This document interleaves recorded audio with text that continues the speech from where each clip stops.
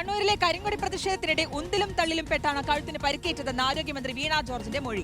ആയുധം ഉപയോഗിച്ച് കഴുത്തിന് പരിക്കേൽപ്പിച്ചെന്നായിരുന്നു ഗവൺമെന്റ് പരാതി. എന്നാൽ കഴിഞ്ഞ ദിവസം മന്ത്രി നൽകിയ വിശദമായ മൊഴിയിലാണ് പരാതിയിൽ നിന്നും വിരുദ്ധമായ കാര്യങ്ങളുള്ളത്. അർജുൻ കല്യാടുണ്ട് വിശദാംശങ്ങൾ നൽകാൻ. അർജുൻ, എത്രത്തോളം വിവാദമായ വിഷയമാണിതെന്നുള്ളതാണ്. ഇതിലിപ്പോൾ ഈ ആയുധം ഇപ്പോൾ എവിടെ പോയി? തീർച്ചയായിട്ടും അത് തന്നെയാണ് ഏറ്റവും പ്രധാനപ്പെട്ട ചോദ്യം. ഈ ഗവൺമെന്റ് പരാതിയിൽ വളരെ വ്യക്തമായ രീതിയിൽ തന്നെ ഉണ്ടായിരുന്ന ഒരു കാര്യമാണ് ആയുധം ഉപയോഗിച്ച് KSU പ്രവർത്തകർ മന്ത്രിയെ ആക്രമിക്കാൻ ശ്രമിച്ചു എന്നുള്ളത്.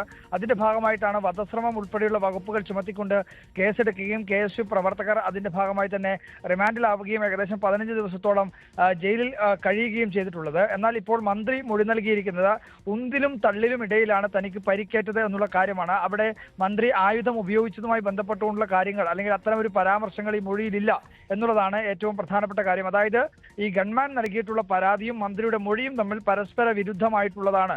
ഗവൺമെന്റ് പറയുന്നത് ആയുധം ഉപയോഗിച്ച് ആക്രമിച്ചു എന്നുള്ളതും മന്ത്രി പറയുന്നത് ഉന്തിലും തള്ളിലും പരിക്കേറ്റു എന്നുള്ളതാണ്. അതാണ് ഇപ്പോൾ ഏറ്റവും കൂടുതൽ വൈരുദ്ധ്യത്തോടുകൂടി വന്നിരിക്കുന്നത്. അതാണ് ഇപ്പോൾ പുതിയ വിവാദമായി ഉയർന്നിരിക്കുന്നത്. എന്തായാലും KSUവിന്റെയും കോൺഗ്രസിന്റെയും നേതാക്കൾ ഇത് സംബന്ധിച്ചുള്ള പ്രതികരണങ്ങൾ നടത്തുമെന്നുള്ളതാണ് മനസ്സിലാക്കുന്നത്. അവർ 15 ദിവസത്തോളം ജയിലിൽ കഴിഞ്ഞതാണ്, റിമാൻഡിലായതാണ്. സ്വാഭാവികമായും ആ തരത്തിലുള്ള ഒരു പ്രതികരണം അവരുടെ ഭാഗത്തുനിന്ന് ഉണ്ടാകുമെന്നുള്ളതാണ് ഏറ്റവും പ്രധാനപ്പെട്ട കാര്യം. എന്തായാലും ഇപ്പോൾ പുറത്തു വന്നിരിക്കുന്ന ഈ മൊഴിയിൽ പരസ്പര വിരുദ്ധമായിട്ടുള്ള കാര്യങ്ങളാണുള്ളത്. ശരി, വ്യക്തമാണ്. അർജുൻ കല്യാടാണ് വിശദാംശങ്ങൾ നൽകിയത്.